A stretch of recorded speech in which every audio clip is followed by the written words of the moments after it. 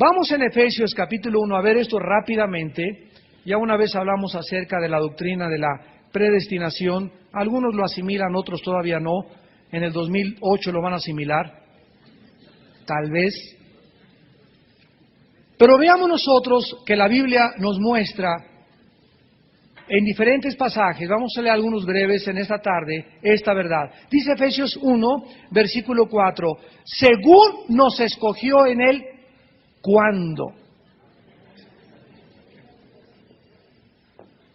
No oigo. O sea que los discípulos que Cristo escogió, Pedro, Mateo, Juan, etcétera, etcétera, Santiago, no los escogió en el momento, físicamente, históricamente, hace 2000 años, sino que esos 12 hombres ya habían sido escogidos desde antes de que el mundo existiera, y por eso en Juan 17, más de 5 veces Cristo le dice al Padre, a los que me diste, les di tu palabra, ellos la recibieron y ahora han conocido que salí de ti y han entendido que tú y yo somos uno, Padre. A los que me diste, a los que me diste, a los que me diste. O sea, que Dios, cuando envió a Cristo al mundo, le dijo, esos y ese y ese y ese son míos. Síganme con cuidado. Tú ve y llámalos. Y como son míos, yo te los doy a ti. Y como son míos, y lo tuyo mío, y lo mío es tuyo, dice Cristo en Juan 17, ninguno de ellos se puede perder. Pero hay una mosca muerta por ahí, que se llama Judas Iscariote. Ese también llámalo. Pero, hijo mío, ese no pertenece a nosotros y voy a permitir que conviva con ustedes para enseñarles una lección grandísima al final a todos los seres humanos, la hipocresía de un traidor. Vamos a hablar de eso después. Entonces Cristo, cuando llega aquí al mundo, sabía perfectamente bien de toda la gente que le seguía y que le rodeaba, quiénes eran. Él sabía, ese no, ese sí, ese no. Sabía de la mujer samaritana, sabía de Nicodemo, de José de Arimatea, sabía de la María Magdalena, sabía todos absolutamente quién creía en él. Veamos esto en Juan capítulo 2, rápidamente. El Evangelio de Juan capítulo 2. Esto se llama la omnisciencia del Hijo de Dios.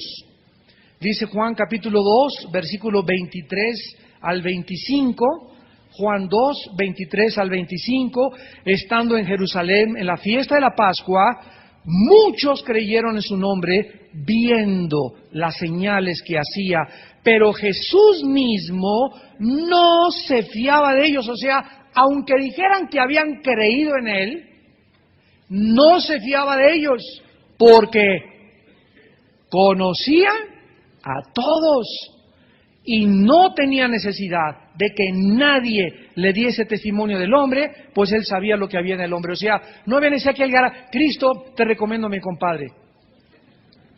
Cristo, mira, ese tiene cara de San Cayetano, únelo a tu grupo de discípulos. Él no tenía necesidad de que nadie llegara y le recomendara a nadie. Él era Dios en la carne. Él sabía lo que había en el corazón de cada persona que se le acercaba y las intenciones y los motivos que cada persona que se le acercaba tenían antes de comenzar a caminar con él. Entonces Cristo estaba consciente de esto perfectamente bien. Ahora vamos a explicarlo más profundamente en lo que el apóstol Pablo escribió en Romanos 8, versículo 29.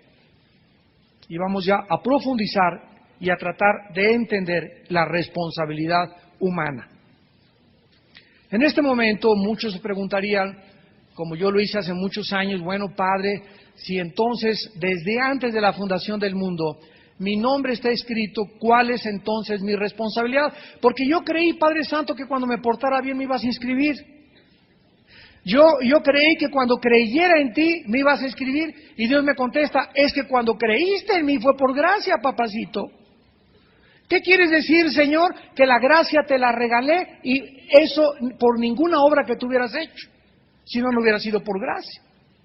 Hubiera sabido, ¿verdad? Bueno, cómo se portó bien, cómo se fue a la villa de rodillas, cómo dio su dinero y construyó un asilo de ancianos, cómo se fue a los montes Himalaya y se rapó y estuvo 15 años como un monje budista y como nunca se metió con ninguna mujer y como entonces por eso lo voy a inscribir en el libro de la vida. Dios lo hizo desde antes para que ninguno se pudiera jactar de su salvación.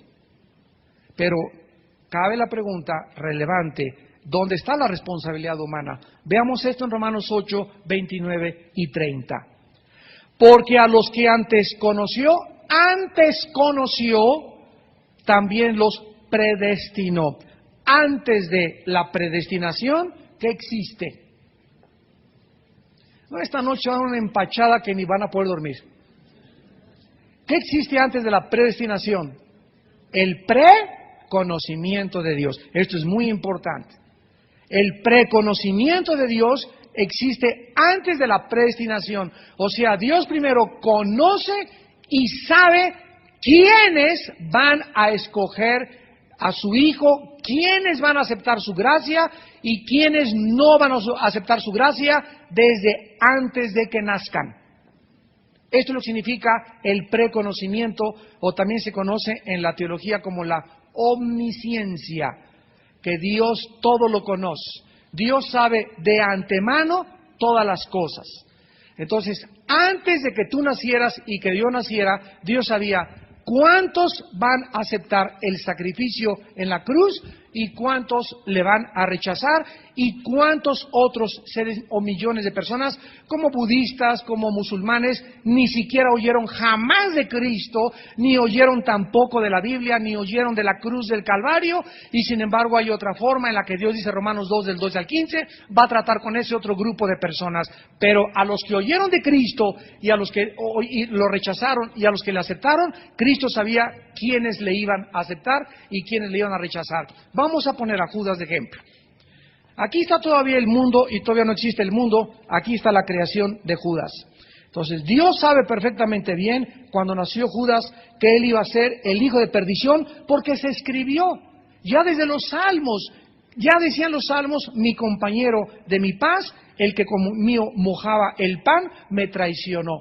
Hay cantidad de citas en los Salmos donde se escribe claramente la traición futura de Judas. Es un hecho innegable, Dios sabía, lo reveló a los profetas que Judas sería el traidor. Muy bien, Judas nace según el grupo de Cristo y muere cuando Jesús le dice, ¿a qué vienes a mí? ¿Con un beso me entregas?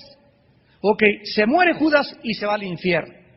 Entonces, va a resucitar Judas, Apocalipsis 20, del 11 al 15, el juicio del gran trono blanco de todos los incrédulos, y ahí va a estar Judas y todos los que están en el infierno, para que Dios declare ante los ángeles y ante los querubines, serafines y criaturas vivientes, y nosotros vamos a ser el jurado, dice 1 Corintios 6:2, que vamos a ser el jurado final de los perdidos y de los ángeles. Ahí va a estar Judas, y entonces Dios le va a decir a Judas, Judas, finalmente se dicta la sentencia, te sales de Almoloya y te vas al juicio final, al lago de fuego.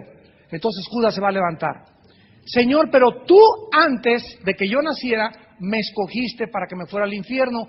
Y ahí es donde está la equivocación del intelecto humano. Dios le va a contestar, y pon mucha atención, Juditas, yo no te escogí, yo supe la decisión que tú ibas a tomar. Y como yo sabía la decisión que tú ibas a tomar, si yo hubiera impedido que tú tomaras esa decisión, hubiera acabado, barrido e invalidado la característica más grande que le da a los seres humanos, que se llama el libre albedrío. Entonces Dios no manda a unos al cielo y a otros al infierno. Dios sabe quiénes se van a ir, pero las personas que se van a ir al infierno escogieron voluntariamente irse al infierno. Dios sabía que iban a escoger esa decisión y Dios no pudo intervenir ni forzarlos, porque entonces no habría responsabilidad ni sería un juez justo de decirles, alejaos de mí, malditos, al fuego eterno preparado para el diablo y por sus ángeles. Si hubiera Dios sido un dictador y ellos hubieran sido títeres, donde Dios solamente usaba y maneja y manda al infierno a quien quiera, entonces no existe la responsabilidad humana y todo sería absolutamente un teatro debajo del cielo. Cristo, la muerte de Cristo, sería el desperdicio más grande del mundo. Entonces, antes de la predestinación está el preconocimiento de Dios. Dios sabe si tú te vas a salvar, si tú te vas a salvar o si tú te vas a condenar. Ahora, ¿cómo puedes saberlo tú? Recibiendo a Cristo. Si tú recibes a Cristo, demuestras que tu nombre está inscrito en el libro de la vida.